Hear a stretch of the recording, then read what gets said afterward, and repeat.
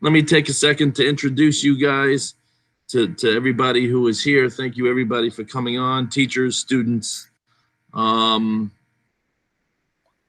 maybe guidance counselors who are here. So thank you. I'm Barry Jaffis. I teach mostly seniors. I'm teaching personal finance and PIG this year. I am here to introduce and to talk with Jon McRae and Kyle Davy, both from the class of 2010. And yeah, which by the way has been by far the most alumni during this fantastic week. Anyway, Kyle and Jon are what I call Renaissance men. They do everything well. And over my 21 years here, I can honestly say these are two of my best and favorite, I'm going to say kids. That's not such kids anymore, but just amazing kids that have become incredible men. And I can't thank them enough for being here.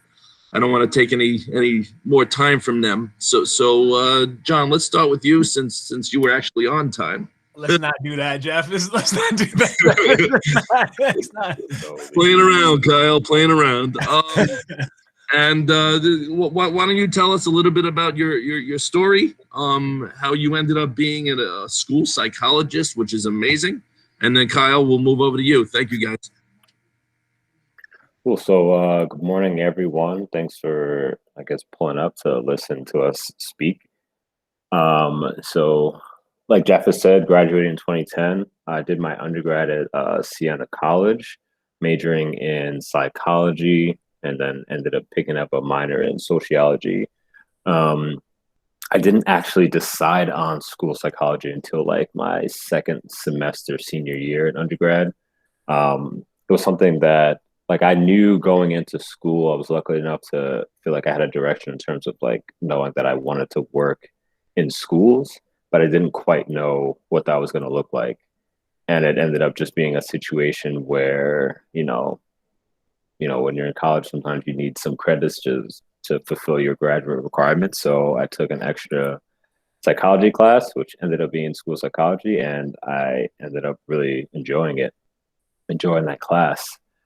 So after taking that class, I started applying to some grad schools. Or no, that's not true. I was lazy and I applied to a grad school and I got into said grad school. So we made it that way, but it ended up being a very good program at the College of St. Rose in Albany. Really good program, 3-year program, was able to get through that. And I graduated in 2017. I actually, my first, like, I guess, professional job was actually as a school clinician at a school in the Capital District of upstate New York. And I worked there for about 17 months. I'm really just doing some counseling for students from middle school to age 21 in a very small school, probably like 70 or so students. And then from there, I moved down to DC with my girlfriend as she was going to grad school, and I actually applied for DCPS for school psychology job. And I was a little nervous because I hadn't actually done school psychology since my internship ended in 2017. And this is definitely a big district. So, you know, it was one of those, let's just jump in and get started. So it turned out pretty well. I'm enjoying it.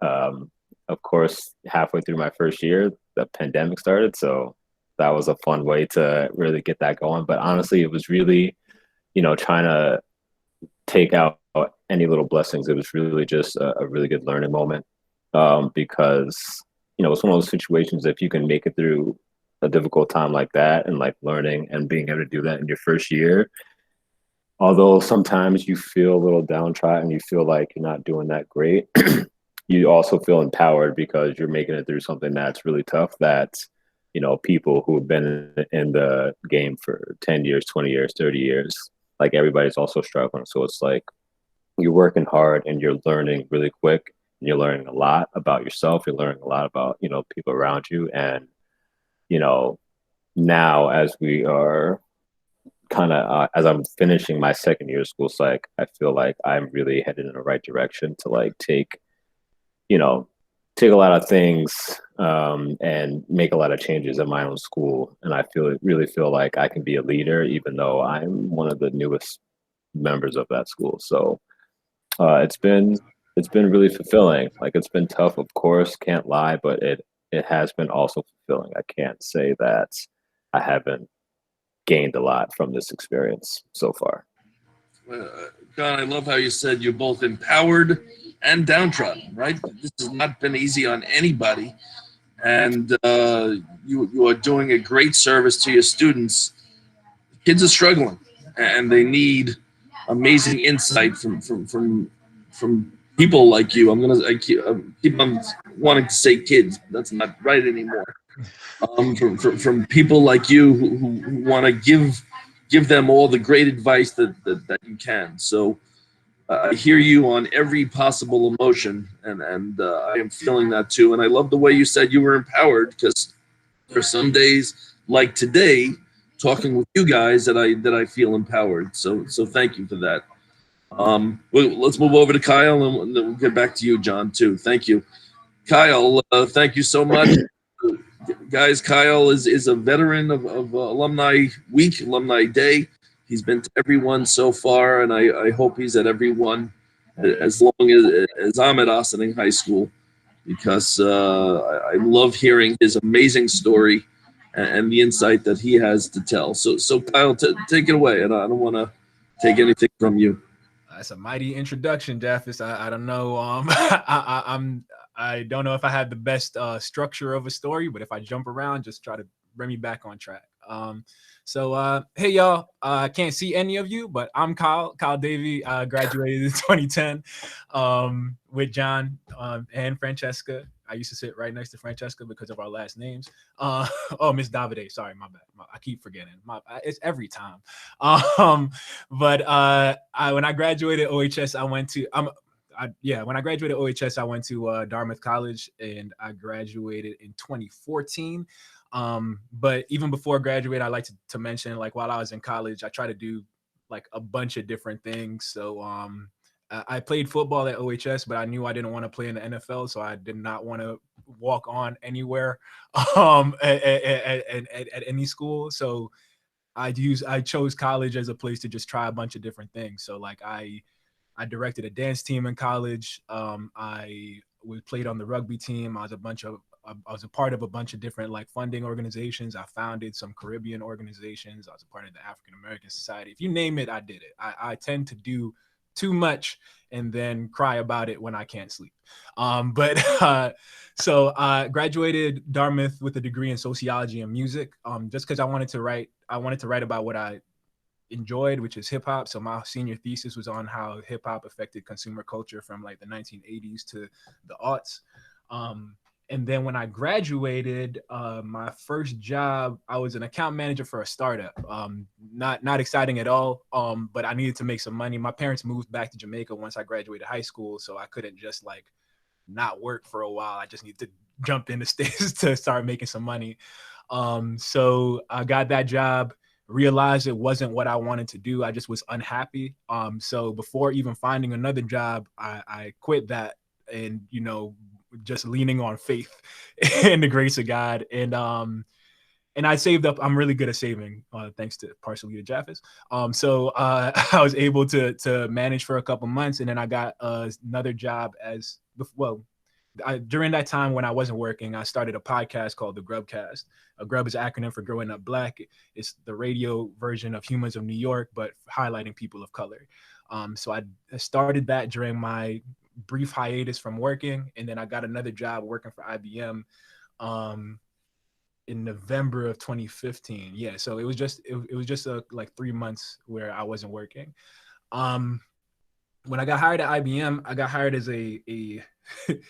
I got hired as a part of a rotational program, and then when it was time for me to start, that rotational program lost funding. So then they called me and they were like, "Where do you want to go?" And I was like, "Anywhere that will pay me."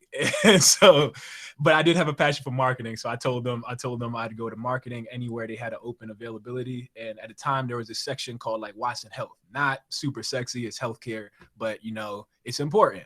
So I figured I would do that for a while. When I was working for Watson Health, I kind of finagled my way into managing their whole social media profiles, and I grew their social media following from like 3,000 to 30,000.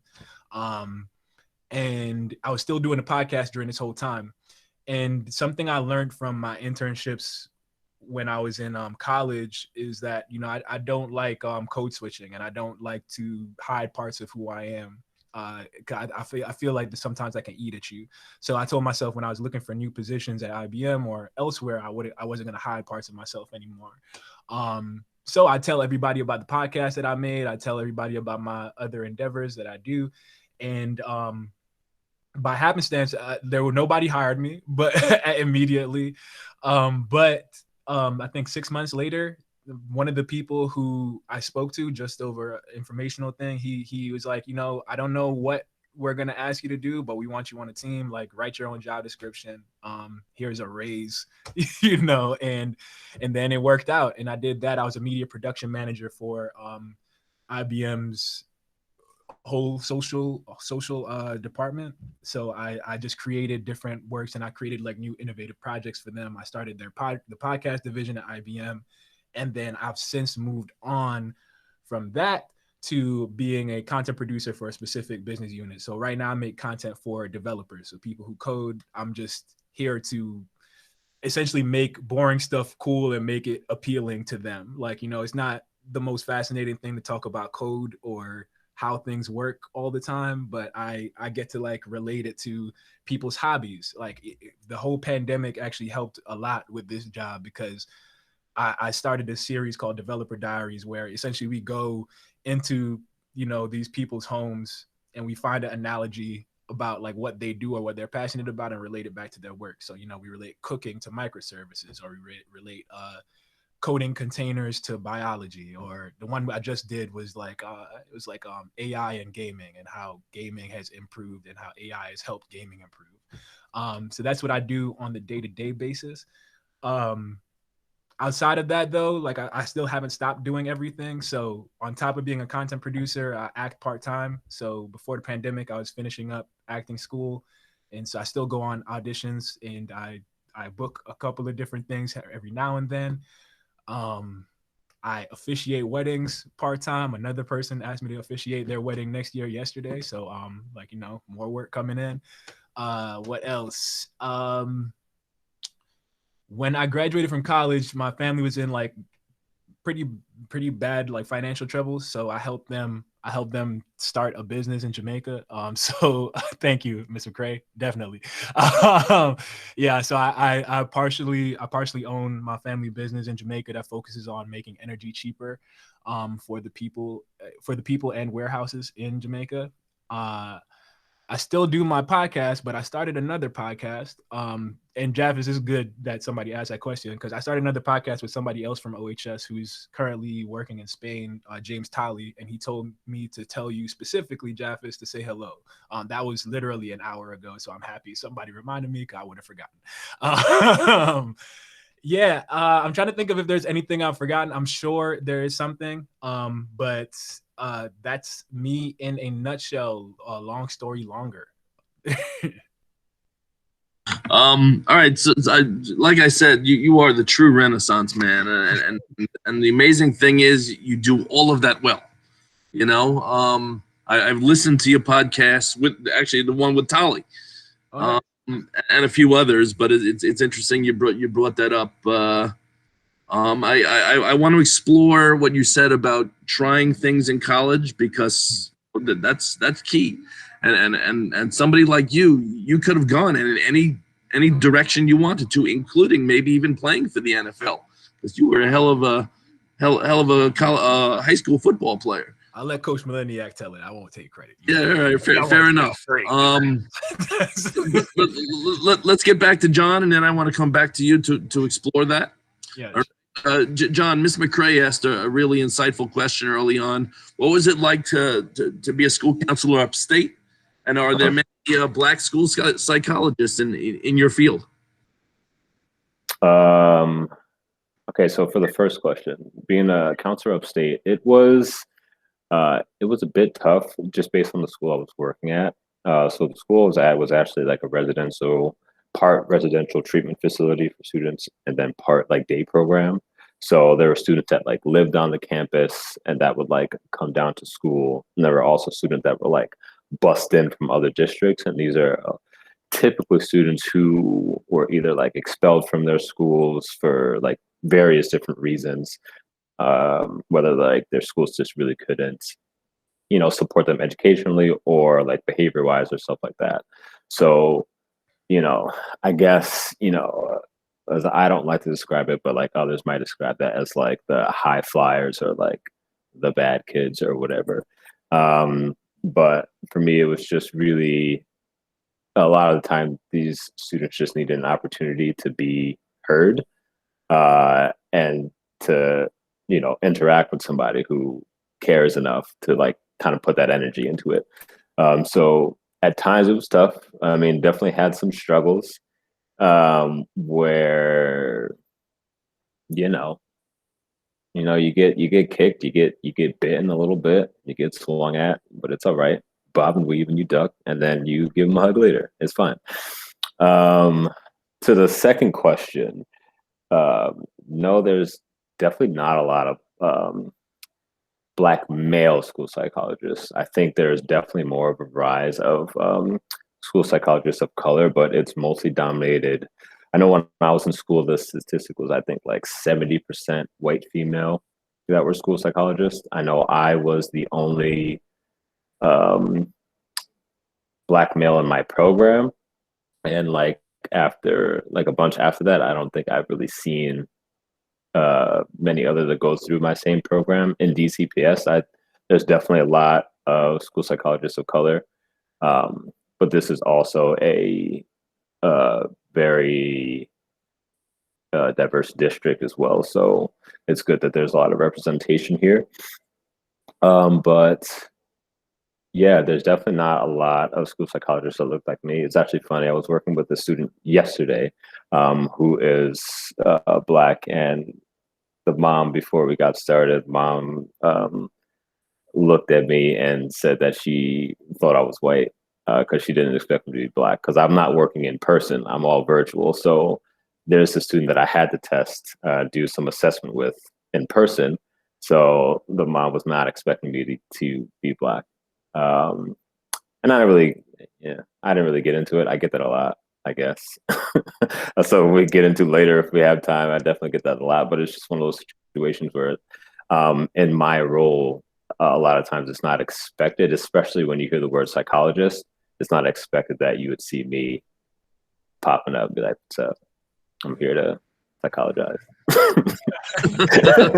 Psychologize, love it. Thanks, John. Great insight. Appreciate that.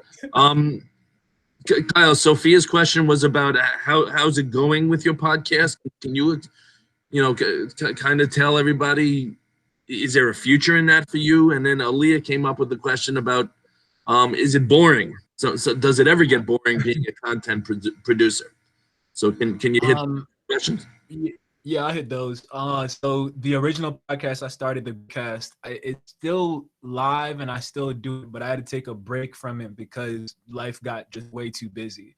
And honestly, I was gonna bring it back last year in May, but then the George Floyd situation happened and I was too engulfed in dismay and anger and sadness to try to start that back. So I postponed it again, but it will come back. And to kind of like appease the masses, that's why I started this podcast with Tali, because the Grubcast, the one that I started, I do everything myself. I did the branding myself, I did the promo myself, I record and I edit everything in-house. I even do the artwork myself. So that is a lot to do on top of all the other stuff I mentioned before. So that's on break until I can figure out like how to structure it, and until I can like find a good editor that I trust. But I still do it. Does it get boring being a content producer?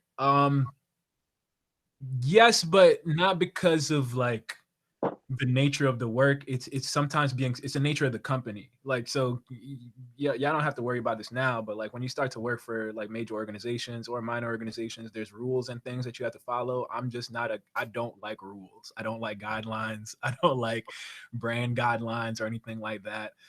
So I wouldn't say it gets boring. It sometimes gets annoying to sometimes fit your ideas within this mold.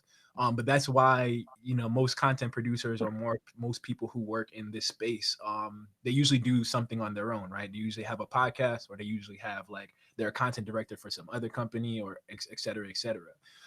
So that's how you make sure you don't get that's how you make sure the annoyance at work doesn't outweigh the enjoyment of your work. Yeah. And That's deep, man. That's deep. You know, that's what I'm here for. Deep quotes, baby. And I saw she had a second question. Was this a second question too? Do I wish I did something different? No, because I really didn't know what I wanted to do when I graduated. I know I wanted to act. Like, you know, acting is my passion. And so it's what I wanted to go to school for, you know, and, you know, life took me in a bunch of different directions. So I couldn't necessarily study it back in undergrad. And primarily because I knew like I wanted to help out my family a little bit. I think this is the best job I could have in the corporate world, because I have enough freedom to do what I want and not be super stressed out and kind of make my own schedule. Like I to y'all, instead of like worrying about something I have to hand in a couple hours. And I appreciate that flexibility. Like, you know. Amazing. Sorry.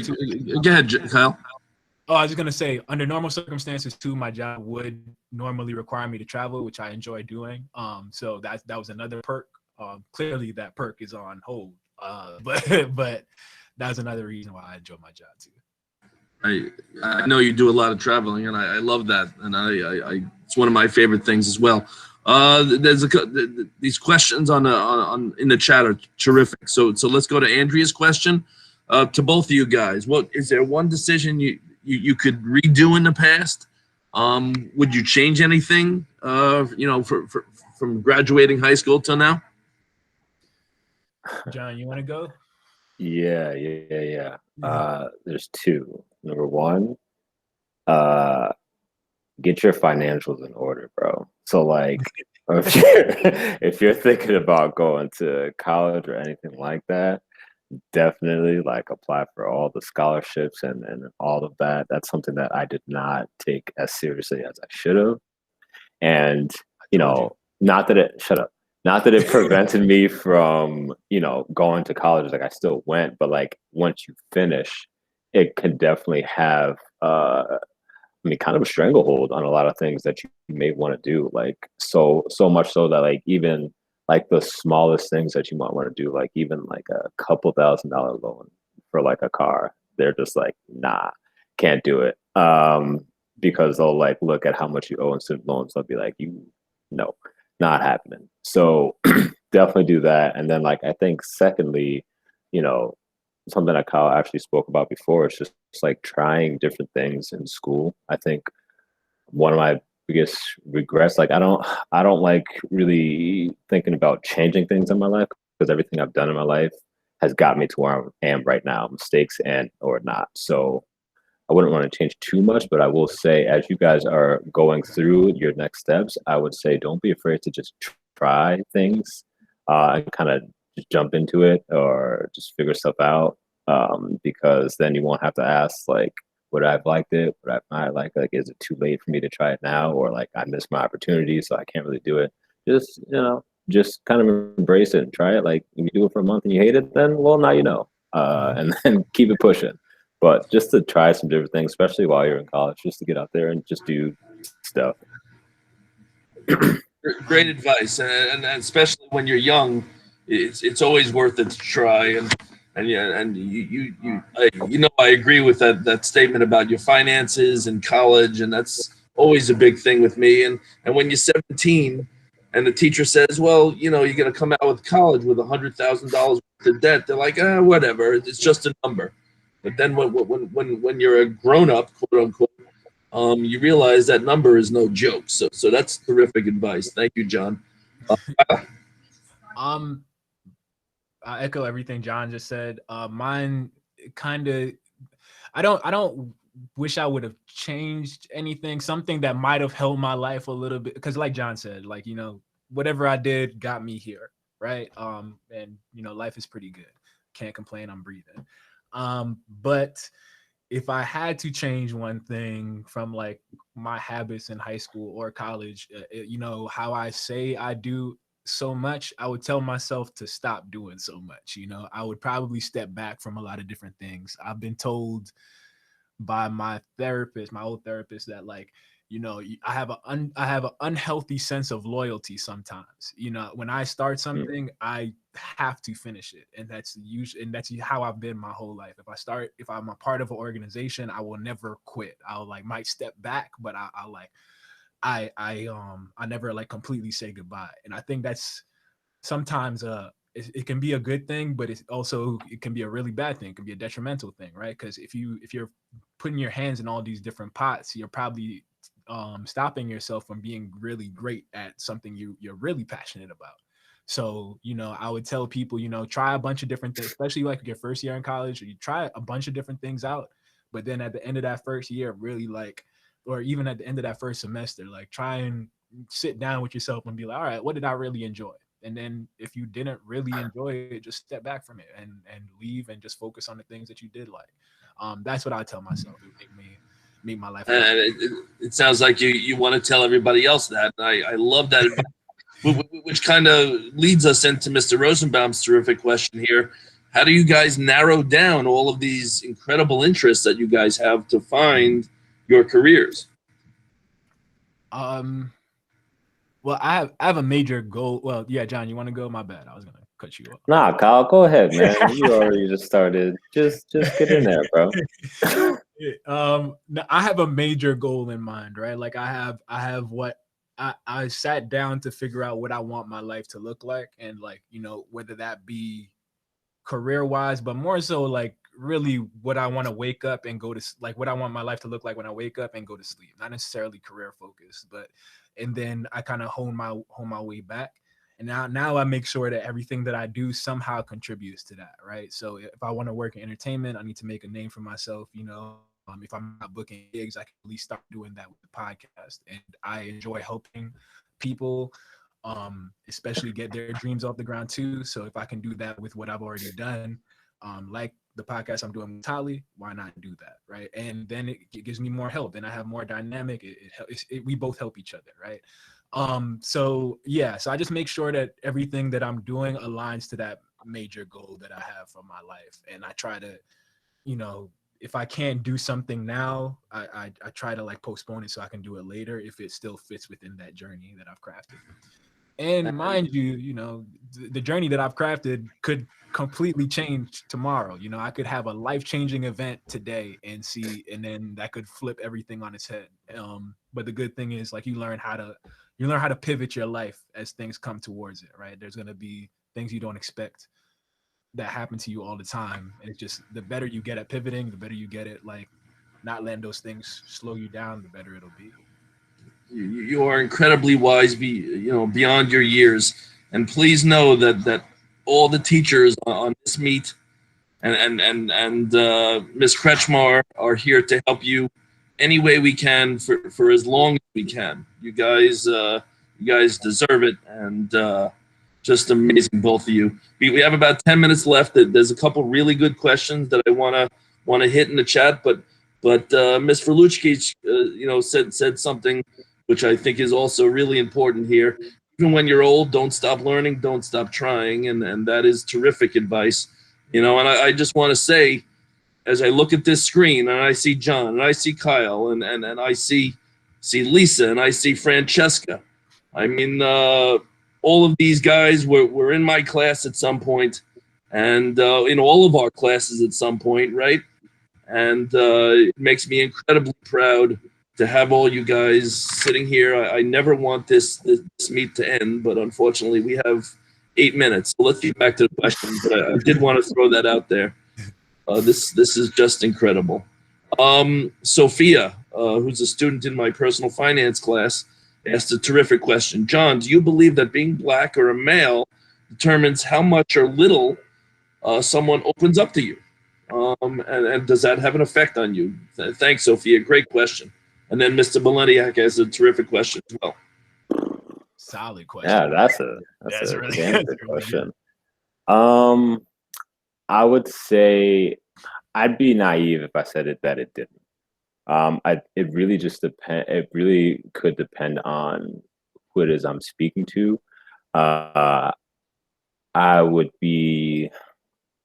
think I would be lying if I said that there were maybe some situations I went into nervous that I might not be heard.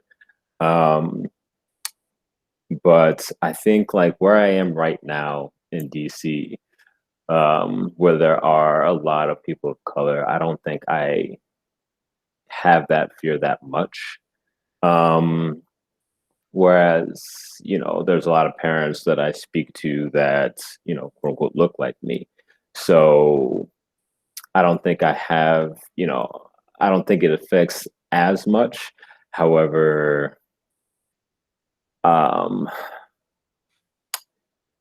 think maybe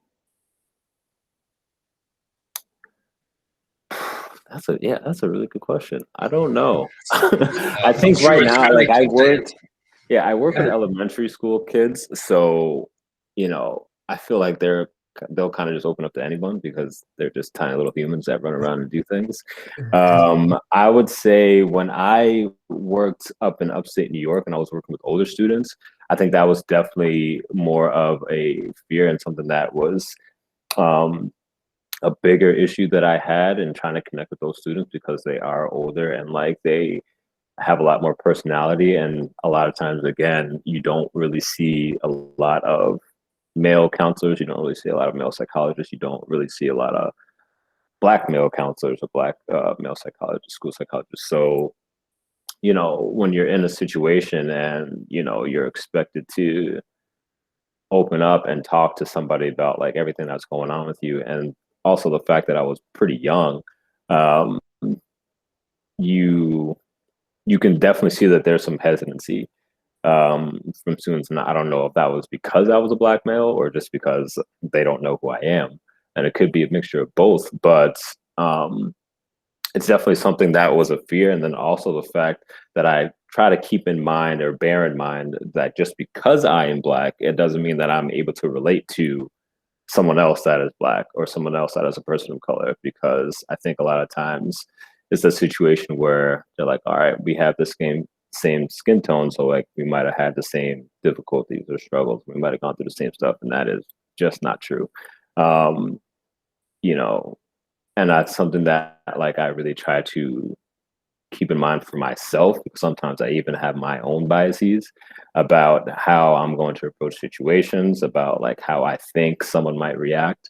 And I kind of dial it back and be like, kind of go into it fresh and just be like, okay, like it is what it is. Let's take it, as it goes kind of situation. So I feel like I started rambling for a little bit because I was great. Next time I'll need time to prepare for something like that. So keep it up though, Sophia. That was a good question.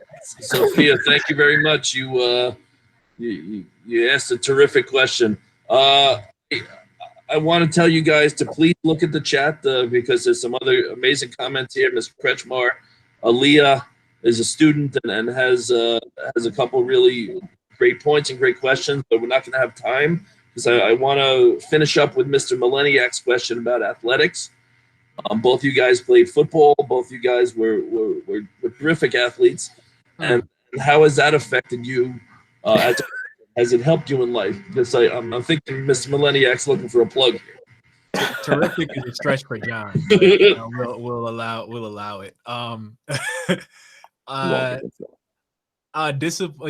helped a lot. It helps a lot, like just in life in general, right? Like I think I credit like football and wrestling with giving me a sense of discipline that I don't think I would have had otherwise. Like I still wake up. Other than today, I haven't slept yet. But when I do sleep, I wake up. I'll usually wake up at 5:30 a.m. I go to the gym for 2 hours, and then I come back home and I start my day. You know, if I need to switch my diet up, I can do that on a dime. Like John knows. For everybody listening, John's like my best friend, so we talk outside of this. But I can switch up anything I need to do body wise and also mental wise if I'm super focused. And I don't think I would have had that discipline outside had I not played like sports in high school specifically. Like just the concept of 2-a-days, like I think about it now and trying to convince myself to do that now as an adult seems crazy, but I feel like I could go through with it because I had an idea of what it was like. And how do we narrow our interest to finding a career? Nah, Kyle, we answered that, bro. Oh yeah, settle down, focus, man. I'm sorry. I saw it come in. I was gonna pass through the. Listen to the school psychologist, man. He's telling you to focus. He's not right all the time. Don't let him. John, we have 2 minutes, so I just want to be clear with you. Yeah, no problem. So I only played football my senior year. I think I started my freshman year, but like I wimped out because I was small. I got a little scared. Then I figured my senior year is my last shot, so I actually went through with it. And I think it was really fulfilling. I actually liked football. It was good for me to be able to have that experience and go through it. And I have some memories that I can take from it. But the sport I played mostly was actually ultimate frisbee, which I still play now. And I really enjoyed that. I think it helps me stay healthy. It helps as like an outlet. I really use it as just something for just me that I can escape from, my professional life to like go out and do something, like stay healthy. It helps me keep my body healthy. It helped me keep my mind healthy. And it's just something that's fun for me to do. So I think that it's just nice to have that outlet for me. Just when stuff gets a little annoying, that I could like go and throw a piece of plastic around with some people. It's pretty dope. Yeah, you definitely need that outlet, right? Yeah. Especially during a pandemic. All right, guys. I need to. Zach, we gotta make this an hour long or something next year. 41. It's not enough time. Let me thank you guys from the bottom of my heart. You guys are superstars in every possible way, and please know that everybody on the screen, all your teachers and everybody else, are always here to help you any way we can, and we greatly appreciate you giving back to this fantastic institution as well. Anytime, guys. Anytime. Of course. Bye, Kyle. Hey, Luis. You guys were great. Guys, thank you. Oh my God. All right. Till next time, guys. Yeah, Thank you, Kyle, John. Thank you. Great. Of course. Thank you.